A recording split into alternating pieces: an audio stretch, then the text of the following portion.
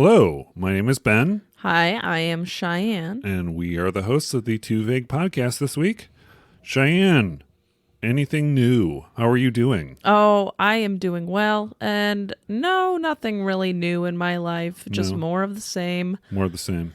Just pre-calculus, basically, is the only new thing. And snapping necks and cashing checks. Snapping necks and cashing checks. Yep. Word. There we go.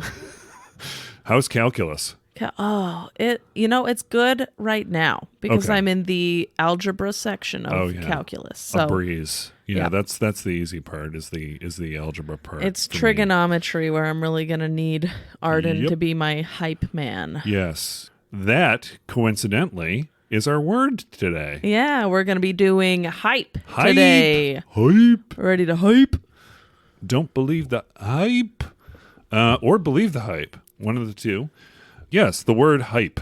So you think of calculus is what you think of when you think of hype. Oh no, not in the slightest. Okay, so what do you think of? When I think of hype, I just think of like a hype man. I think of like people being excited about a subject or something new. You know, what's the hype about, man? Right. Like, So and that's basically it. I'm actually really curious as to how this episode's going to go today because I have very few word associations with hype.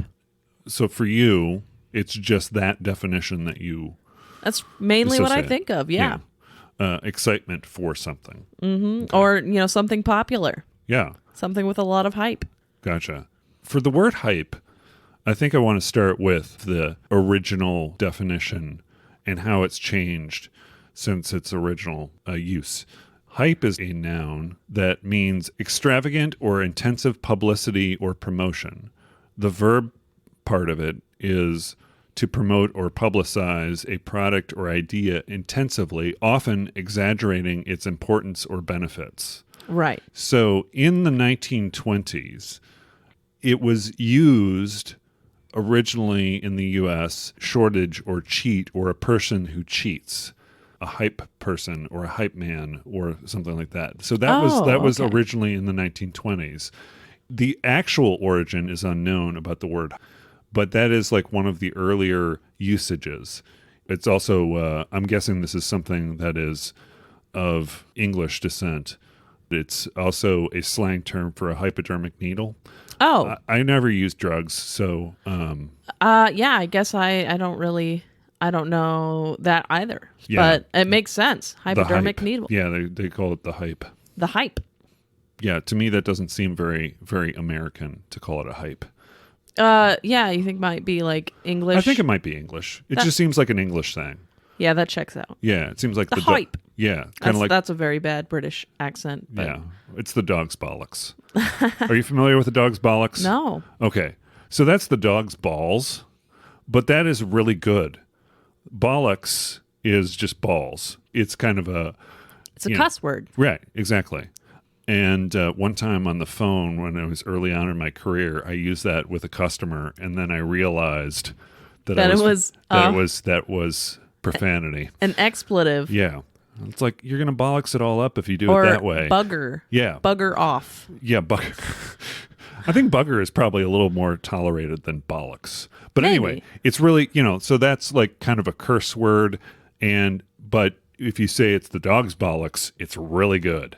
Oh, okay. Which so I don't completely changes the meaning. Completely changes the meaning, which is what happened to the word hype. Around the 80s and 90s is when it started meaning something more positive, energy for something or generating excitement. But I still see the word hype as having sort of a negative side. When I think of hype, I think of something that is overpromised and underdelivered in general is what I think. I know that's not correct. I know there are things like, you've got your hype man in things. You've got various instruments of hype to generate excitement. But when someone says the word hype, I just naturally go to, okay, so what's the catch? Right. But you don't have that opinion at all because you've only known one definition of the word hype, and that's been there is an association with hype where it's something that's being really advertised, really talked about, but you know, it might not necessarily live up to the hype. Yeah. So there's an element there of exaggeration and a lack of like credibility. So I definitely see that. Right. But that's not inherently what you think about when you think of the word. You just think of I the just think excitement about part. generated excitement. Yeah, exactly. Yeah, that makes perfect sense. Which leads us to hip hop. Hip hop. Yeah. You like hip hop? A little bit. I like Biggie. There's some modern hip hop that I like. This group called Atmosphere. Okay. So I dabble in hip hop. I dabble in a lot of music genres though. But 90s hip hop, that's where it's at, right? Like Oh, yeah. Well, that's kind of where we're talking about. We're talking about that in rap. I have a question. Is TLC considered hip hop? Oh, definitely. Okay, because I love me some TLC. I don't want no scrubs. I don't want no scrubs. No, No, because hanging out the passenger side of his best friend's ride, trying to holler at me. Yeah. Hell nah. I don't want no scrubs. I don't want to go into a hospital room and it's I don't want to be a nurse. I don't want no scrubs. I don't want no blood or scrubs or anything like that in a hospital room. Is that the Weird Al oh, yeah. You cover? know what? Weird Al would go to town with that if he were into the whole hospital thing. Yeah. We could even put some hypodermic needles in there. Oh, yeah. Yeah. So, yeah. Left Eye Lopez. Lisa Lopez. Yeah. Lisa Left Eye Lopez. Left Eye Lopez. I had such a crush on her. I've heard remakes of that Don't Want No Scrubs song from other hip hop and groups, and it's just not the same. I know. As the original. You know, Weezer did a cover of that. Yeah. And it was bad. Okay, so we're going to go on a little bit of a side note since you mentioned Weezer. But Weezer is notorious for bad covers, I think, personally. Oh, absolutely. And the thing that makes them bad for me, they don't hit it squarely down the middle. Either they make it too much like the original, like they did a version of Radiohead's Paranoid Android, but it sounded just like Rivers Cuomo singing and the music from the original. It was like they said, look, we're technical artists. We don't just do this chord stuff. We can actually do stuff that's more complex, which was never a question in my mind. It was never an issue. It was like, yeah, okay, that's fine. But, you don't have to tell me about it. What are you trying to prove? Yeah. Well, I mean, I think they're trying to prove it to themselves, right? They're trying to prove it to critics and things like that. It's like, oh, they're basic. They only do 3 chords. But it's catchy. It's, Yeah. Have you seen them in concert? Oh, no. Okay. I saw them in concert in Chicago with their first album where they had the 5 members. Back in those days, Madison, Wisconsin was kind of an upcoming sort of bubbling hotbed for interesting alternative bands. There was a band called That Dog, which was from Madison, Wisconsin, and then, Weezer, and then a few others, and then the guy in Weezer left and formed a band called The Rentals, which was part That Dog and part Weezer. I'm trying to remember the guy's name. Weezer. But anyway, I saw Weezer in concert, and they were the opening act. Oh, they were just the openers. They were the openers for a band called Live, which you've probably never heard of, but they did a song called... I'm sure I have. They did a song called I Alone, which was like their big popular one. Oh, Lightning Crashes was another song that they did that was kind of popular back in the 90s. But they were definitely not the same type of well, at that time, radio friendly. The radio friendly vibe in those days was different than it is today, right? Right. Now we consider Weezer radio friendly, but back in those days they were considered alternative. It's really interesting how those things kind of change over time. The Blue Album. Yeah, that was after the formation. The Sweater Song. Ugh. What's with these homies? Actually, you can't do that. What? Oh, I can't? No, because we will get hit with copyright. Oh, okay. My bad. I'm 100% serious. I'm not joking. This is not a joke. So, that's the thing. I may have to obfuscate you saying that. Or maybe, you know what? I'll try something where I reverse it and that would be You funny. can just cut. You can just cut it. It doesn't matter. I'm not even that good of a singer. I'm not trying to violate any copyright here. I just singing a song that I heard a lot in my childhood. Yeah. Careful. Whoa-e-oh. Buddy Holly. That was a great video, Buddy Holly. Whoa-e-oh. Can we just say the lyrics? We can say the lyrics. We just you just can't can't sing them. Okay. It's so weird because I know so I don't think the algorithm for most of the streaming services is that complex. The problem comes into play when you're talking YouTube. YouTube has a very vigorous sort of scrubbing that they do of the audio, and they will block things. So honestly, not that big of a deal, but it's interesting to note that YouTube is really serious about copyright stuff, right? Mm-hmm. If I see that it's blocked or it doesn't pass, maybe that's the problem. Then I can just say, okay, well, that's because we paid homage to a song that we really like. Mm-hmm. Oh, Matt Sharp. That was the guy's name, who was the fifth. But anyway, the guy went off and he started The Rentals, which is another interesting band. If you like Weezer, check out The Rentals. They only made a couple albums, but very unique sounding. Radical. I can introduce you to a lot of music, but that would not be in tune with what we're talking about, which is hype. Hype? So, let's go back to hype. We were talking about hip-hop music. Hip-hop and rap music. So in hip-hop and rap music, you've got the hype man, which is kind of what you were mentioning with in the realm of math. Right.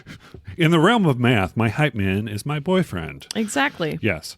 That's not me saying that. That's you saying that. That's me. That's me pretending to be you. That's Ben's impression of me. Yes. In hip-hop music or rap music, the hype man is the backup rapper or singer who supports the primary rapper with vocals. Vocals, be it supportive usually, or to get the crowd excited. So that is basically, they do call and response kind of things like I know what you're talking about now. Yeah. Also in rap, you're trying to maintain a constant flow of lyrics. So sometimes the hype man will allow the primary rapper to kind of catch his breath and take pauses so it just sounds like a constant flow of lyrical, content, which is kind of cool. Known as the early hype man, noted by Kool Moe Dee, who is a rapper you probably are not familiar with, but an 80s, 70s rapper. I think he's more prolific in the 80s, Kool Moe Dee. But he has been quoted saying that Creole from Cowboy and Creole of Grandmaster Flash and the Furious Five, which I believe was a 70s sort of band, Creole is the original hype man. So, you can have hype men as your dancers. You can have hype men as participants in the rap. Anything to generate excitement. Do you know of any bands that use hype mans? Hype mans. Do you know any bands who use hype men or women? Hype men or women. Hype I was just folks. going through my head, and I'm having a hard time coming up with any music groups that I listen to with a sort of hype person in them. But I'm going to keep thinking on it for a couple minutes if you want to we'll circle back. Talking about, about 90s and 80s rap and the hype men that were featured. Yeah, I only have one hype man I'm focused on talking about because I kind of want to keep it a cohesive thing. For sure. But my thought goes to, like, when I think of other bands, I think of the band Prodigy, which is, the Prodigy started out as more of a rave kind of electronic band, and they still maintain their in fact, their name, the Prodigy, is named after their Moog, which is their keyboard, which was the Moog Prodigy that they had, that they used for all their samples and playing and stuff. Right. Which is oddly a similar origin story for a lot of bands that use their equipment as the basis for whatever, like what they call their equipment. Echo and the Bunnymen. Echo was their drum machine. It's like they people use that like any other title, like you would name your band, whatever. Are you familiar with the Prodigy? Not that I can recall. If I said Smack My Bitch Up? No.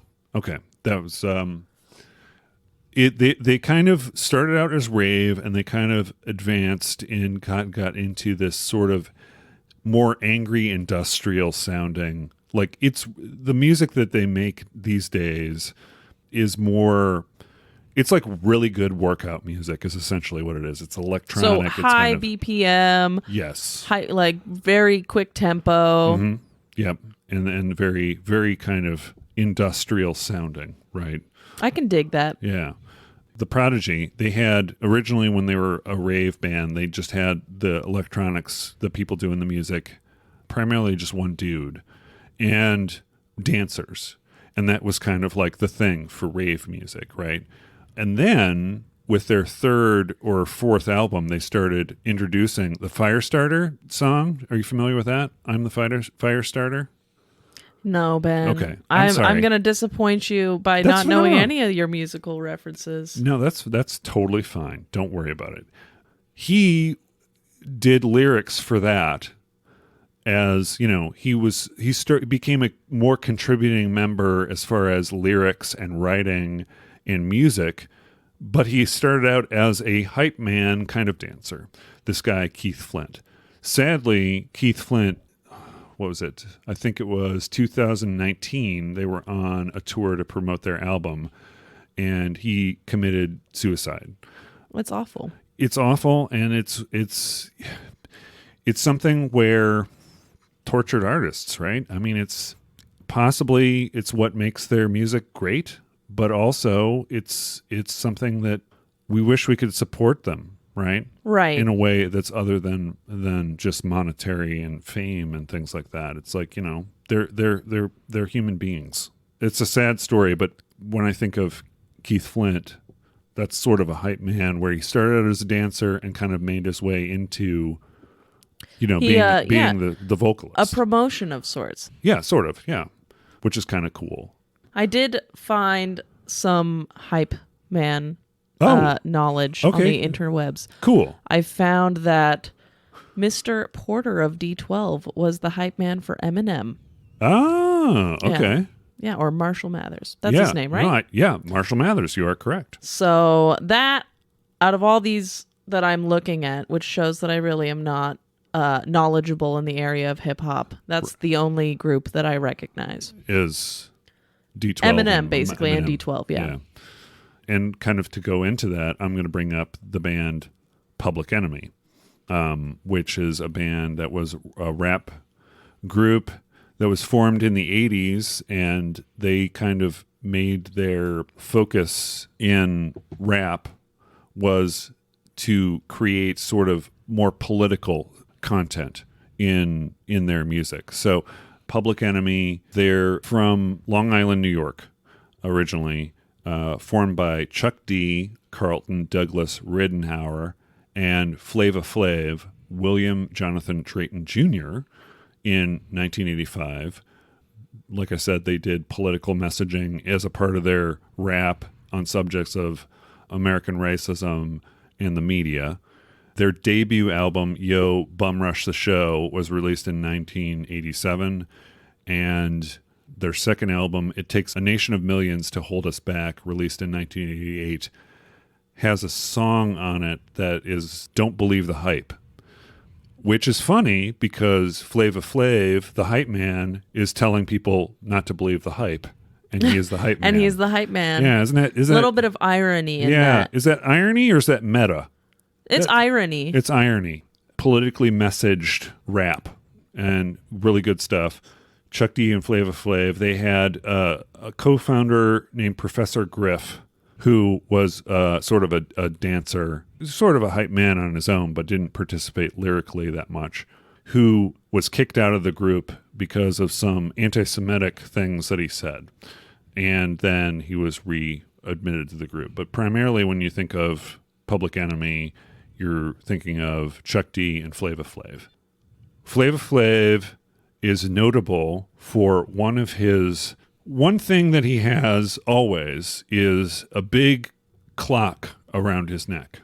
If you look up Flavor Flav right now, That's what I was doing. I'm look it up, typing in. and you will see all pictures of him with a clock around his neck. I'm almost I do, certain. for the record, I do know of this person. I don't know what he looks like, so I Gotcha. wanted to get a visual reference. Okay, I will pause for a second and take a sip of my coffee while you do so. Yeah, very distinguishable bathroom clock. Yes. There's several clocks, and he didn't have just one clock. No, he did not. He had tons of different clocks. Okay, so this is kind of an interesting story about the origin of his clock, Right. which sounds like it's a weird thing to say. The origin of Flavor Flav's clock is that in the mid-'80s, it was sort of a fashion thing to wear a stopwatch around your neck. Oh, on Don't your ask neck. me. Yeah. Don't But- ask me why. It was an athletics thing or whatever, but it was kind of a thing to wear a stopwatch around your neck in the 80s. I don't remember it. Not a timepiece or one of the little circular. Do you know what I'm talking about? Yeah, like it's- the pocket watch. Yeah, it was not a an pocket actual watch. It was an actual stopwatch. stopwatch. Yeah, it was like you for were fitness. correct. So what happened was during one of the show, one of his crew quotes, "Someone in my crew put a shower clock around my neck and dared me to keep it on during our show. I thought the look of the clock around my neck was dope, so I kept it on." That's cool. And so that was the origin of Flavor Did he Flav wearing the say- bathroom clock. A shower clock. Yes. Can you explain to me what a shower clock Okay. is? I don't know if there is a specific thing what a shower clock would be. I would just call it, you could call it a bathroom clock, I guess. I don't know. I don't know if there's a distinction what a shower clock was. But it just it's seems just like it's just a cheap ass clock essentially that you would like an actual full size clock that's inexpensive that you would have hanging on your on so your you wall. could see what time it was, or you could time your showers. I'm just curious. No, I don't believe it's for timing showers. I don't. That was my only question. Or maybe it was you were relaxing so much in the shower that you needed to make sure that you weren't going to be late for work. That's possible. It's. I mean, I wouldn't necessarily denote that as a shower clock. I would just say that's a clock. Yeah. But yeah, it's interesting that you use the words shower clock, and that is a quote. Yeah. So yeah, there was one thing I wanted to mention about Public Enemy that is sort of related to sort of our discussion about context back long ago. One of the things that is wonderful about the times we live in as far as information is that information is a lot easier to get a hold of and a lot easier to research, I think, than it has been. Public Enemy had a song from their 1991 album, Apocalypse 91, that was called By the Time I Get to Arizona. The name of the album in 1991 was Apocalypse 91, The Enemy Strikes Back. This song, By the Time I Get to Arizona, is basically, it's sort of a protest song written by Chuck D about the state of Arizona canceling Martin Luther King Jr. Day, was what the subject matter was and what Chuck D said the song was about. But the timeline of that whole thing in Arizona is, I'm just going to briefly go over the timeline. Right. And the song came out in 91, keep in mind. In 1986, Arizona Democratic Governor Bruce Babbitt created the paid holiday of Martin Luther King Jr. Day in Arizona by executive order right before he left office. So in 1987, when Evan Meacham was appointed governor, he cited an attorney general's opinion that the order was illegal and canceled it, like days after he took office. Then later that same year, Meacham proclaimed the third Sunday of January to be Martin Luther King Jr. / Civil Rights Day in Arizona as an unpaid holiday. In 1990, Arizona voters were given the opportunity to vote on a paid holiday, and this was in referendums. And the voters in November, they had two propositions that each chose a different day for the Martin Luther King Jr. paid holiday, and they both failed to pass. One of the things that the NFL football, the National Football League, said that if it did not pass by a certain time, they were going to pull the Super Bowl, which was going to be in Arizona. I think it was like Super Bowl 27, I want to say. Okay. They're going to pull that and have it somewhere else. So, because of that Martin Luther King Jr. Day not being passed because of voters, by the way, voters voting it down, the closest they came was there was 49% for one of the propositions, but both of them failed to pass. Arizona lost the Super Bowl because the voters. Yeah, so they stuck to their guns. They did pull the Super Bowl. They pulled the Super Bowl. The voters didn't have enough votes to actually pass it. So in the 1991 video, it's basically got a theme of violence against the government. Although the government had a part to play in that, I think there's some evidence supporting that they wanted to have a holiday. They just didn't, they put it out to the voters and gave them too many choices. And that was the problem. Hey, do you want this to be this day? And they would have voted yes. But they had two choices, and that was the problem. Yeah, so there was too many options, and so neither one got enough votes. Exactly. That makes complete sense to me. Right.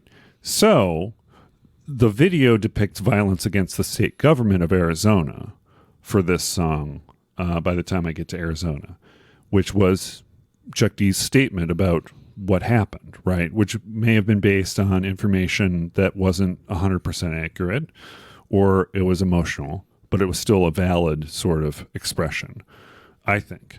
And so MTV played there was a video for it that depicted all this violence, and that was played only once on MTV, I believe, before it was removed entirely from their rotation because of that. It was criticized by scholars of King, older black activists, and his widow, Coretta Scott King.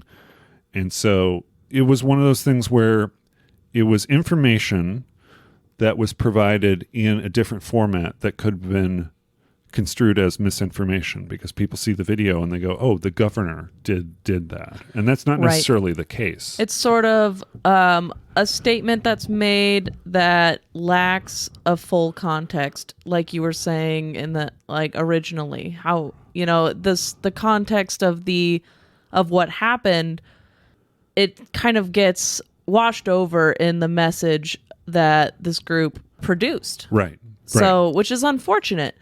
I still think it's a valid message, even though they have this sort of, they didn't quite understand, or it seems like they didn't put the blame on the right group, right? Yeah.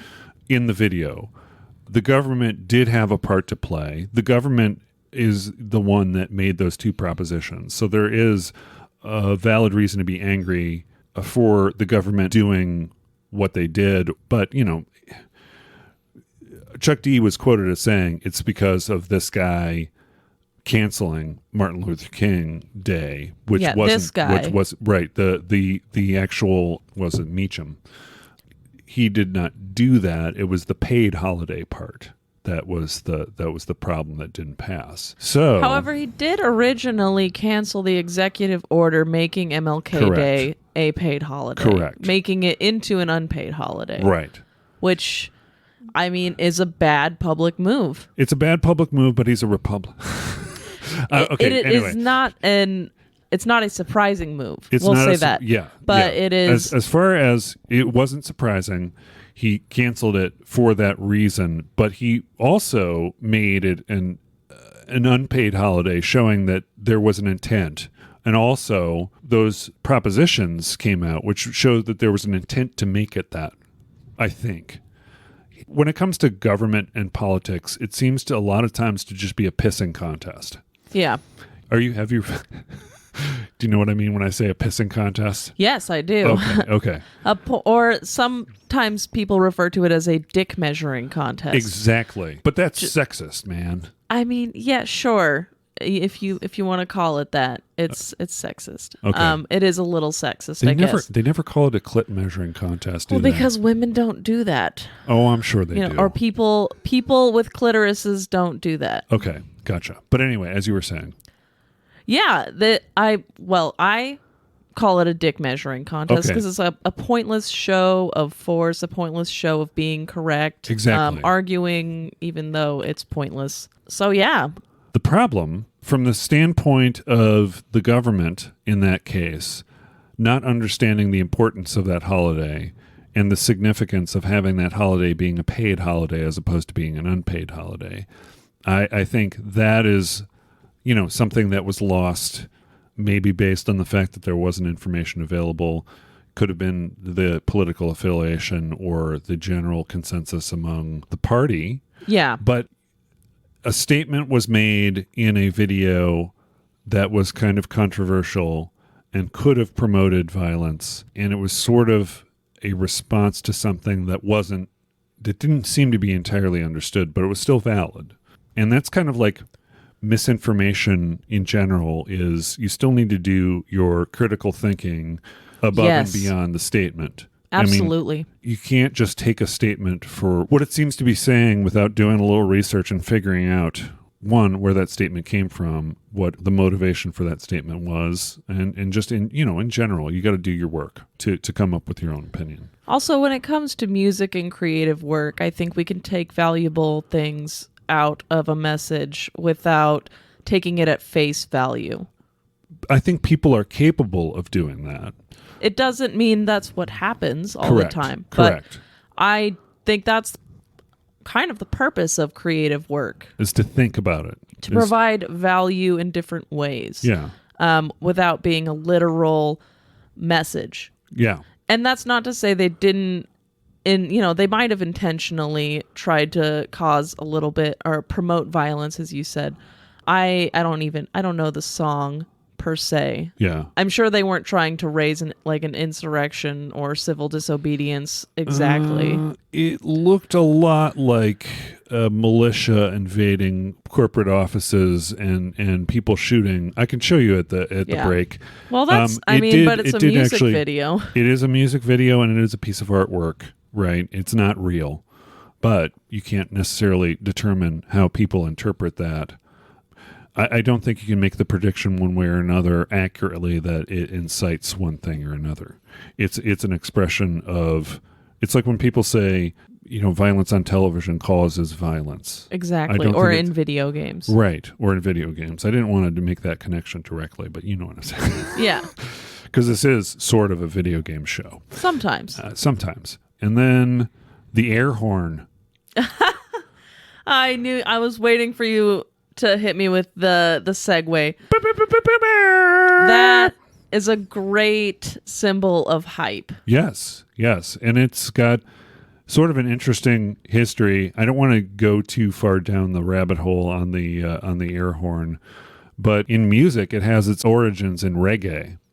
In reggae music. When you told me that, I was so surprised. Yeah, because when I think of the air horn, I think of like T-Pain music. Right. You know what I mean? Exactly. It's just crazy to me that it started in reggae of all genres. Yeah, and this was back 60s, and it was used in dance hall music to, as far as calling people to the dance hall. It was a very loud sort of signifier that said, come dance. Come dance.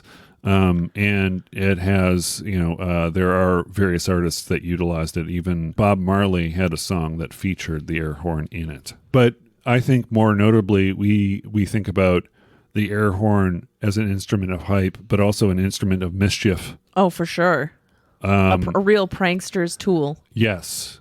I knew a guy who did that at college to wake his buddies up for the morning. That's so rude. It is rude. And I don't think it's funny either. No. No. Don't disturb people in their sleep. No.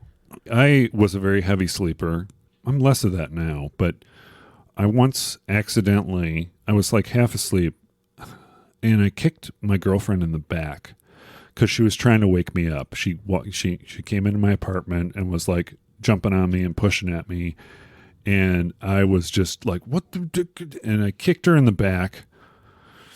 Fortunately, I didn't hurt her horribly, but yeah, that's good. I mean, she let me hear it for a while, and when I realized I did it, I woke up, like 100% woke up. And I was like, holy shit. By the same token, she did come in. She was jumping on you while you were asleep. If you mess with somebody while they're sleeping, you might get hit. Yeah, I also once took a swing at my mom when I was mad at her. No, I'm just kidding. I'm God, sorry. no. That was a terrible joke. I would never do that ever. Right? No, but it I was know. like she woke me up one time, and it was just like, get the fuck away from me, and I took a swing at her. Fortunately, I didn't hit her. That's good. Or else sleep assault, is that a thing? Yes. You know what? Okay, so this is really weird. There is a new Hulu show that I saw advertised about a guy who stabbed a woman 23 times, and his defense is he was sleepwalking. And so they have this documentary about this case, about doctors saying that you can actually kill someone in your sleepwalking, and not know that you did it. Wow. Yeah. Pretty weird. That's bizarre. Yeah. I forget what the name of the show is right now. You can look it up online, but it's a new Hulu show. That's kind of off topic for hype. Do you have any other ideas that have sprung up about hype? I try to think of things that have had a lot of hype over the past 20 years, since I kind of came into public consciousness. Okay. Fidget spinners had a lot of hype. Oh, yeah. What else can you think of that has generated just a ton of hype? Like everyone's talking about it. Beanie Babies? Beanie Babies. How are Beanie Babies worth the amount that they are worth? They're not anymore. They're completely worthless. Now there's they're also, worthless? Yeah. There's also, because of the way that they played this whole strategy, now they're worthless. Over the course of like 5 years, I saw this, I think it's like the darkness of the 90s or something, another sort of series of documentaries on the 90s cultural phenomenon. But one of the ones they did was Beanie Babies. Started in Chicago back in 1993 or 94 by a dude named Ty. Ty. Yeah, which is what you see on the little heart-shaped logo. I always thought it was TY, but now I know it's Ty. It's actually the dude's name who created these things. A very reclusive guy. They didn't take off right away. But when they did take off back in 95, due to what you would say maybe are a series of calculated maneuvers to generate hype about the product, it basically took off like crazy. So yeah, and then ended in sort of like, people trying, like anything involving lots of money or valuable things. They try to hoard them, Yeah. There was even a murder that occurred because of some sort of scheme that was going to happen involving stealing or buying a certain amount of these Beanie Babies and investing that money, and a murder occurred because that didn't happen, and there were people being robbed, and people who were UPS drivers delivering. They even had to take the logo, the Thai logo, off the box at one just point. for safety purposes. Yep. Well, we Pretty also crazy. talked about those pop figurines, and I did Oh, a yeah. little research just now. Oh, okay. It's actually made by a company called Funko. Funko. They are just a bunch of pop culture character type, not to spoil later shows, but different pop figurines of different characters from TV shows, from movies. Yeah. And I remember in 2015, 2016, people were saying, oh yeah, if you buy a bunch of these, they're going to appreciate in value, and then you can resell them later. Another kind of Beanie Babies phenomenon. Right. But as far as I know, they are not valuable collectibles by any means. No, they're not. Probably the market is too saturated with Funko Pop figurines for them to be worth anything. See, and that's where people cite the brilliance of this Thai gentleman who basically announced things like he was retiring Beanie Babies. And that's the thing where people started going, "Oh, I got to collect these before they disappear." Because he said, okay, we're retiring Flippy the dolphin or whatever, right? For example. And so then everyone's going, oh shit, I got to get Flippy the dolphin before he disappears forever. That kind of generates the value. The hype. Yeah. And, which was sort of a false thing. There was never that said that these things are worth more than other things because of their rarity.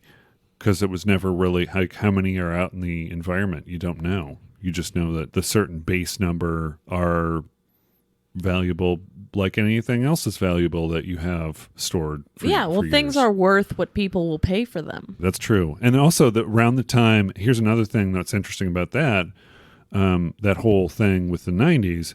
This was at the very beginning of eBay. And there was a point at which eBay had 30% of it. I think it was, don't quote me on that, but I believe they said in the documentary that about 30% of all entries were Beanie Babies at some point. But this was right when eBay started. And was starting to gain momentum as far as a way to sell and barter and do things like that with your products. Yeah, that's kind of an interesting sort of thing too. It was just kind of a perfect storm that generated all this hype for this thing that was just basically a cheap $5 toy.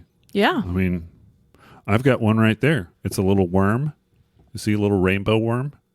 I do see the rainbow worm. Yeah, his name is Inch. My girlfriend gave it to me at the time. And I felt mildly offended. Inchworm. Yeah. Oh boy. It was a joke. I was offended, but anyway, yeah, that's one of those ones that I got in like 94 before they were super popular. When they were popular only community in the Illinois sort of Chicagoland area. It's in really good condition. You could probably get like $12 for that. No, I couldn't because it doesn't have the tag on it. That's one of the big things in collectibles. I never got into collectibles, but what I do know from other collectible things is it's got to be intact. It's got to be in its own packaging. It's got to be original. The little tag on the end that says tie and all that stuff is a little bit like worn. Yeah. If I would have rookie mistake. Well, it wasn't the point. It was a gift from someone I loved at the time. Speaking of collectibles, yeah, Steve Carell. Did you ever watch the movie 40-Year-Old Virgin? Yes, I did. And you remember his massive collection of preserved figurines that he was very particular about and very concerned with preserving? Yeah. I think the only reason I think this ties in a weird webbish way is Steve Carell is part of a show that generated a lot of hype after the pandemic hit the United States, The Office. Yes. Yeah, that show is probably the most overhyped show. Okay. I mean, don't get me wrong, because I love The Office. I've watched it probably close to 9 times. Yeah. But it's another example of something that's really overhyped. And I don't think you can go an entire day without seeing The Office referenced on some form of social media or in your life or with the people you're talking to. Yeah, that's what she said. That's what she said. Yeah. That's not even a joke that originated with The Office, and yet it's most commonly associated with it. Okay, so I'm going to tie this into video games and hype. Well, here's an interesting little tidbit about Steve Carell and video games.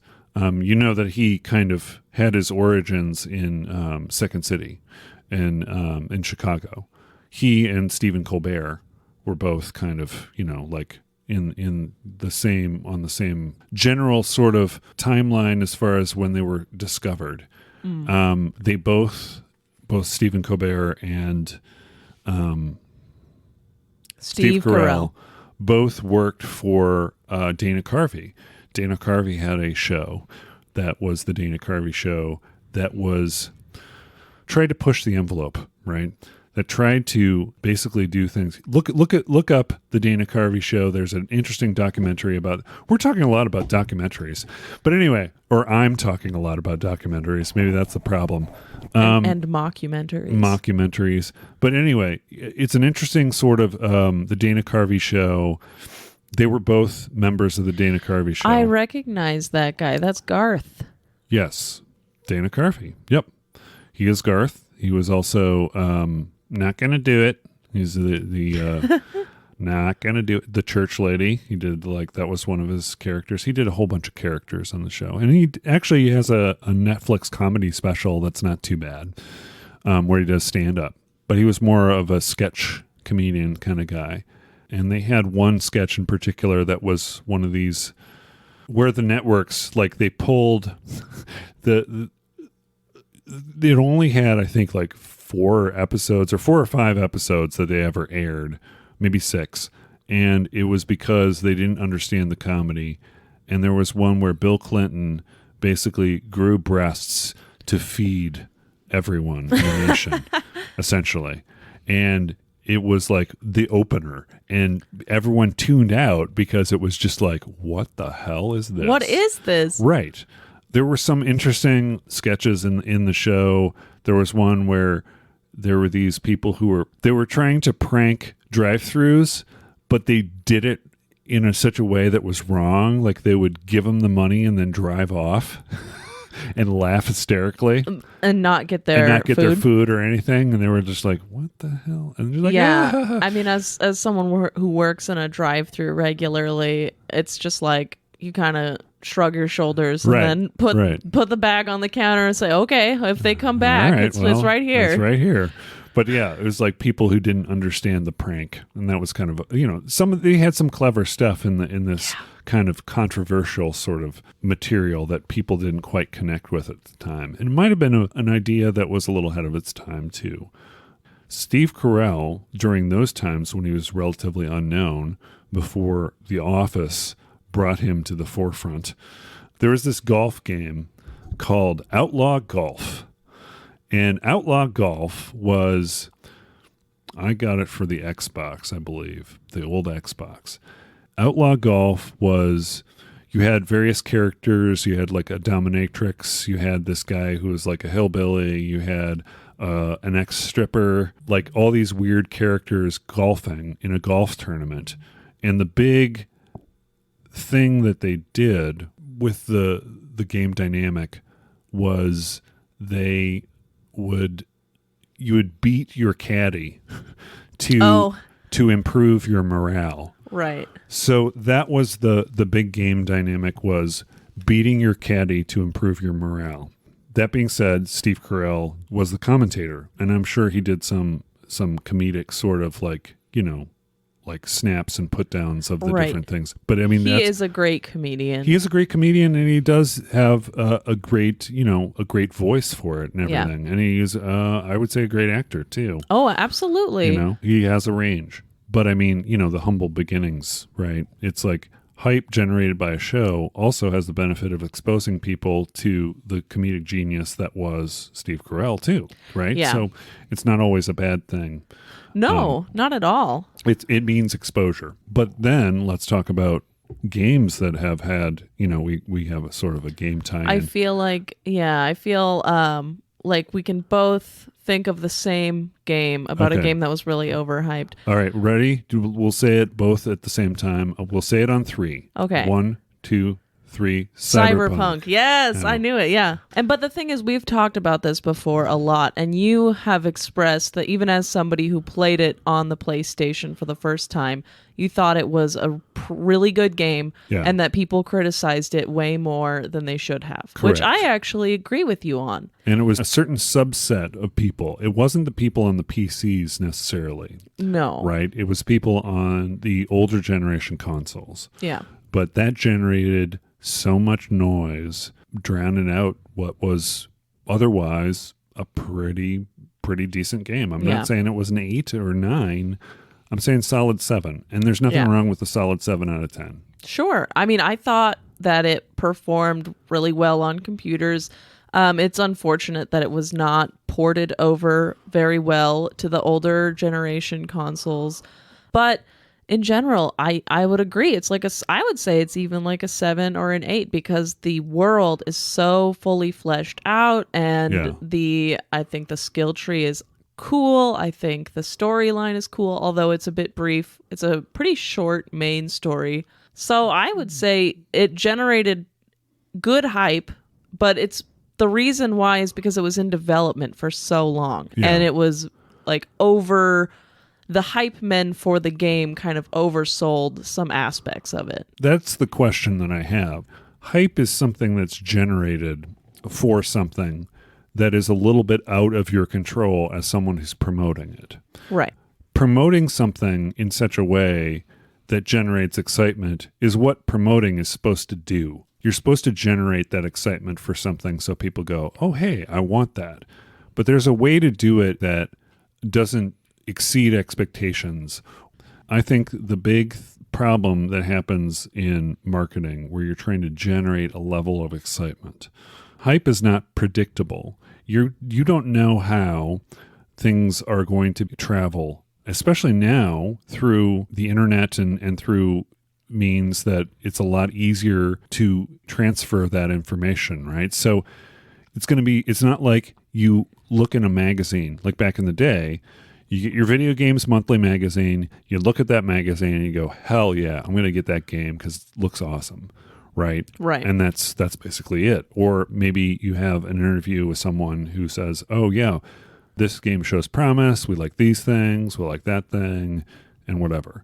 But now it's so much easier to generate expectations that are unrealistic when it comes to things like games. And I think that was the problem, was they generally, what they did with the game is overpromised and underdelivered, generally. Part of that was due to the fact that they didn't have time to finish or complete the game to the level that they wanted to complete the game to. But, I mean, still, it's like, how do you control that? Yeah. I don't think it's really something that, I don't know. No, it's a good example. Once you put something out into the world, it doesn't belong to you anymore. Right. Like, anyone can take that, criticize it, comment on it. Oftentimes, the teaser trailers for like really big games like that, they have, the high graphics, everything's smooth, you got the fancy car, and so it's like that. People take those ideas and they run with them, and Right. they have a set of expectations before ever even playing the game to begin with. And also, it's the human brain. It's figuring out, oh, yeah, what if it can do this? Or what if it can do that? Or, Yeah. It's just, you get that information in general, but then your brain generates that excitement or further excitement. How do you put the cap on the bottle? How do you put the genie back in the bottle? Or can you? Is there a way to temper those expectations once the hype is generated?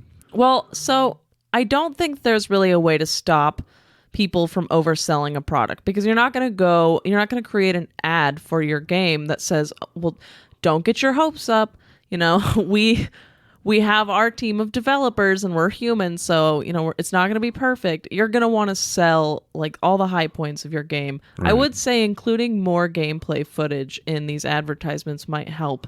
Yeah. I don't know. Maybe they should start setting like different side by side, like here's how this plays on a PC with average specs, here's how this plays on PS and like PS4, Xbox, right. Whatever. Sometimes they do that with dev diary content, right? Yeah. Where they've got these things that are in development. But I think Cyberpunk was one of those special animals where it was like it had been in the works for so long.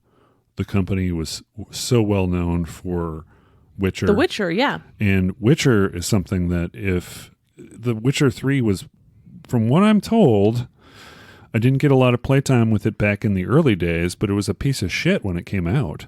It was not quite as good as it got to be. Right. They worked on it to a point where it got to be really great. Yeah. I mean, I have never finished that game, but I've played a lot of it, and it's really smooth now. Right. It's and very much loved by the gaming community. Yeah. So they also have that association with your previous work, right? So that's another thing that generates its own hype, is maybe it's an association with what their expectations are higher because this company put out this great work before. Yeah. Do you want to temper the expectations? Because at the end of the day, Cyberpunk may have not made as much money as they thought they did, but they still made a lot of money on their initial sales of their games and still label it as a success based on sales alone. Right. So, I mean, and they're still working on it, which is also a good thing. It's like, Well, has there ever been a game that really achieved some sort of legendary status, aside from classics, from like Pitfall, for example? Like, right. Games that modern games that stand the test of time and might be played, say, 40 years from now, with people saying like, oh, wow, this is really a classic. Like, this is something amazing. Well, here's the stumbling block for that. The generations, right?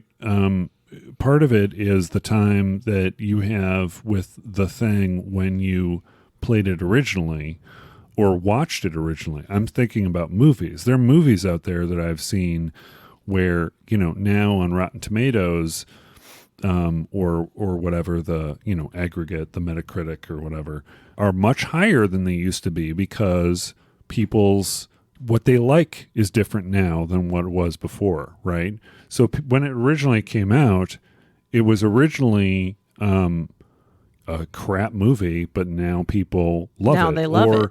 The opposite is true. People loved it back in the day, but now people are going, oh, well, that's kind of shady, blah, blah, blah. I don't know what the answer is. I'm sorry, what was the question again? The original question was what's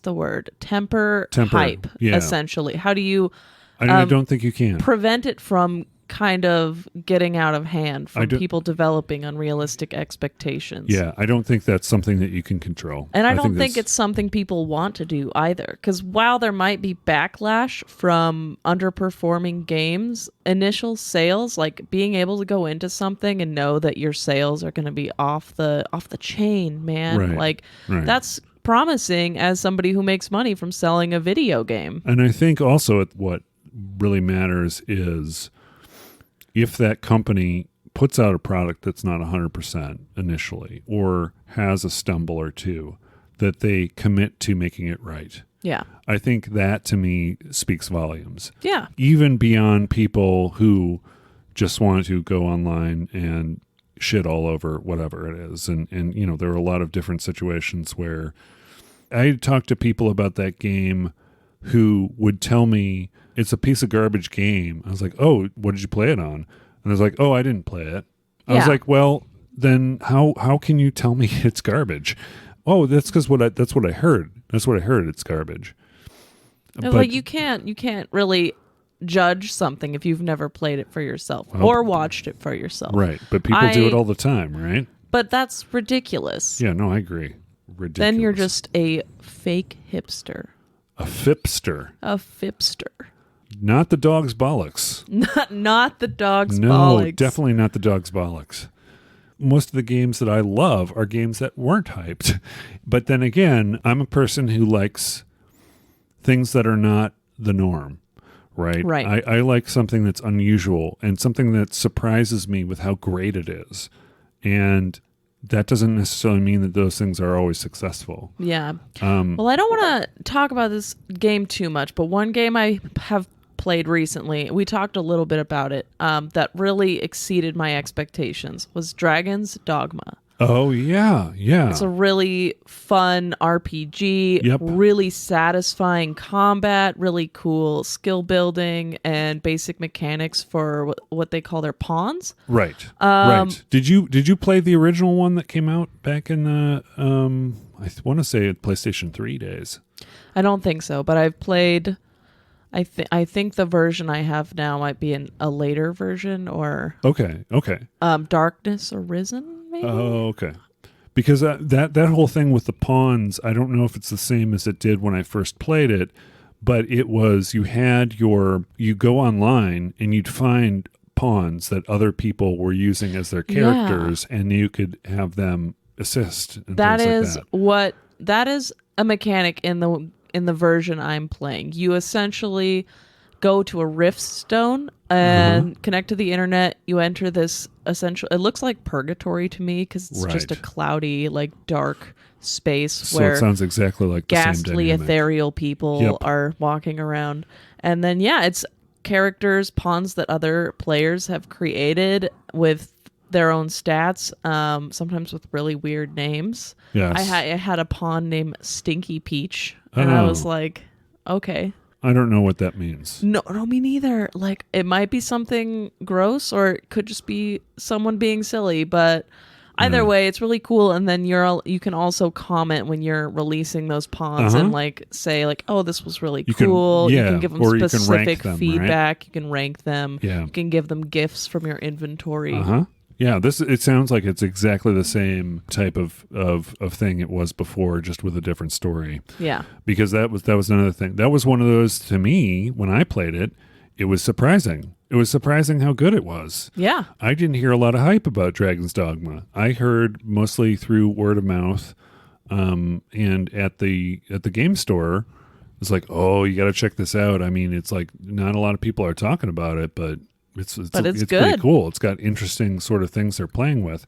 And actually, if you think about it, that whole community-based, your character can be picked up by other people, sort of has a connection to Death Stranding in a way, where the environment and the things you leave behind, it's a similar sort of idea where the things that you do impact what, other people play the game. Yeah, which is a really cool thing, and it's interesting and unique. But it's a form of multiplayer that I'm not used to and that I really enjoy because I actually get a lot of social anxiety playing online games. Okay. So being able to play a multiplayer game where you actually don't interact with the other people and you don't have to fight them, you just kind of help each other in a very removed way. I like it a lot. What about cooperative multiplayer? Is that still the same level of social anxiety for you? Cooperative is great, and also local, obviously.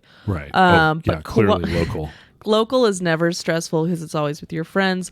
Cooperative online, I haven't done a whole lot, but I would like it better. I get just so anxious fighting other people in games because if I'm not very good at something and then someone starts just railing on me with insults and telling me that I'm stupid or like being sexist and saying, oh, obviously you can't play this game because you're a girl.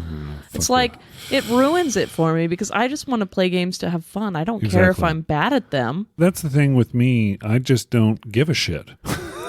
So, like I play this game Warframe, and I probably told this story before, but it's like, there was a time where, I am a very high mastery rank. I developed that myself. I was really excited about the game dynamics. I really played the game. I loved it so much. I still, we can get into this later, but I still love it, except for one thing that they did recently, which I'm not going to talk about because I'll talk about it forever.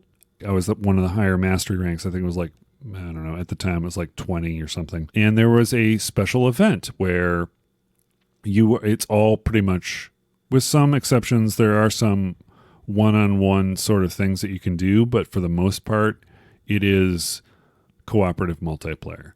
There was a mission where you needed to do a very specific thing. There was a mechanism that was an enemy that you needed to access and enter a code to hack into it. And when you hacked into it, it basically stopped being the enemies and started being yours. So the enemies would start shooting at it. So it basically went from something you wanted to destroy or get down to a certain level of damage before you can initiate your hack to put money into it, essentially, to pull money out later. You had to do it in such a way that you didn't destroy the thing, right, and you also protected it. Well, I was with a group of 4 people, and there is a thing in there where you've got this a sentinel that follows you around and helps you out and does various tasks. Like the ones that I do. The sentinel that I use all the time has this thing called vacuum that vacuums up all of the stuff that's around all you. Your loot. Yeah. So all the loot comes to you, and it's really easy, and you don't have to, hit every individual thing. So it's very useful. Well, your sentinels also have a gun that you can mount on them, which would be problematic in this scenario. So what I did was I took the gun off the sentinel so it would just do the vacuum stuff. And that was it. We're in the middle of this mission, and someone comes on the speaker and yells at me about, your sentinel, you're going to kill it. You're going to fuck it up for everyone. It's like, you can't have a sentinel in here. Stay away from the thing. And it's like, my sentinel doesn't have a gun on it, so I don't know what the hell you're talking about. And then he said, well, then I'm not talking to you. And I was like, obviously you're talking to me because I'm the only one who has a sentinel in this group. And so You have to be talking to me. We successfully completed the mission, and I laughed at myself afterwards because I had this response. I looked at his mastery rank level. I saw that he was a 7. I was like, you're a 7. You don't talk to a 20 like that. What the hell, man? Don't tell me how to play my game. Yeah, you get so caught up in these things. Yeah, and I noticed that, and I just laugh about it now. But I mean, that's the reason I don't like the communication in it. I usually mute everyone. So even if they're yelling at me through the speaker, I don't hear it. Yeah. Because I'm focused on playing the game and enjoying the game. Yeah. And the only thing I see sometimes is someone takes the time to pause and enter a text, but that's just, unless it's useful information, it's like ignore that. Yeah, just ignore it. Yeah. It's not like on a keyboard where you can do that pretty fluidly. It's like, on a console. Oh, yeah, on a console. That it's would be a lot different. Yeah. Really hard. You had to pause it, pull up the keyboard, do the things, and then put it in there. But when things require communication, a microphone can be useful, but I don't know. Can you think of any other games that are hyped inappropriately or appropriately? I think that we've hit them. I think we hit a lot today. I think we did good. Do you want to do your impression of an air horn? Blah, blah, blah, blah, blah. That's pretty good. That's an excellent way to close the show. So, thank you for joining us this week for our word hype. My name is Ben. And my name is Cheyenne. And we've been your hosts. Have a wonderful day. See you later, guys. Bye.